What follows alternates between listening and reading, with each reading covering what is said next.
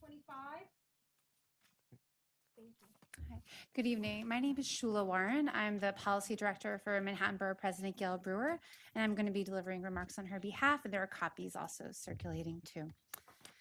Good evening. I am Manhattan Borough President Gail Brewer. I'd like to thank the voter assistant. Sorry to interrupt, but Sure. just as with all the other folks who testified, if you can just keep it brief. Of course, Thank you.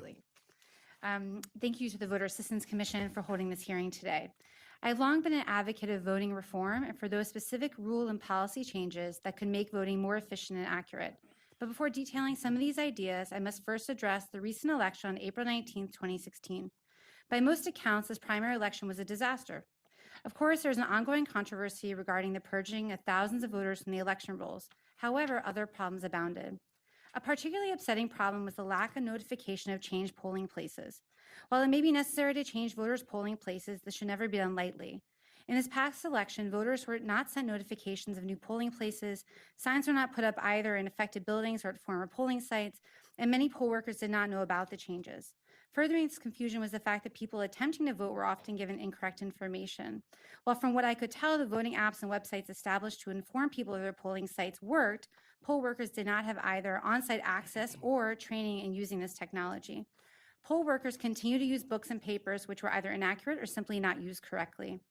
Many of my constituents were sent to the wrong polling sites, only to have to return to the original site and search their name in the books. This is particularly egregious when senior citizens with limited mobility are involved.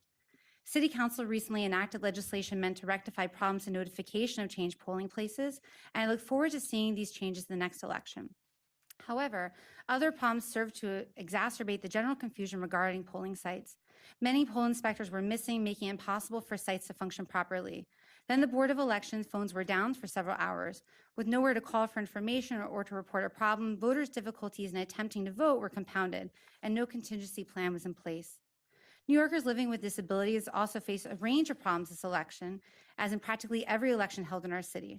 This year, however, my office worked in conjunction with the Center for the Independence of the Disabled in New York to collect data on the accessibility of our polling sites. Here's a snapshot of our findings from the 128 primary day voters we polled. 16% faced confusing or missing signage pointing voters towards accessible entrances to polling sites. 17% found inaccessible paths to voting machines for voters who use wheelchairs. And of voters who use ballot marking devices, 37% faced difficulties marking their ballots. Moving away from the specifics of this past election, I've been advocating for a series of reforms, and here's just a couple of those ideas. First, address issues concerning poll workers. Redesign poll worker training using standardized testing techniques with a passing score. Create mechanisms such as evaluation sheets to better monitor poll workers and more aggressively follow up with and hold underperforming poll workers accountable. Increase staffing at the Board of Elections to allow for better coordination of appointments. Increase pay for poll workers. Finally, work with the State Bar to allow attorneys to receive pro bono and CLE credit for time spent as poll workers. Second, change the mechanics of voting. Eliminate or pre-print portions of voter cards. Institute a process of signing it by name rather than by election district. Explore the use of electronic poll books and print poll site-specific street finders and maps. Third, almost done. We need to increase accessibility at our polling sites. This includes 1, clearly marked signs in and around polling sites. 2, ensuring the proper training of polling workers. And 3, ensuring accessible paths to and through each polling site. Finally, change the rules around voting altogether. While these recommendations require state action, they are important changes that would serve to better enfranchise voters and increase voter participation. The state should pass no excuse absentee voting. It would change laws such that voters who use affidavit ballots but do not have party affiliations during primaries are not disqualified. It should permit online voting registration and should enact same-day registration. There is so much to be done, and I hope that we can commit to not only fixing problems, but actually enhancing our system of voting. Thank you. Thank you. Thank you.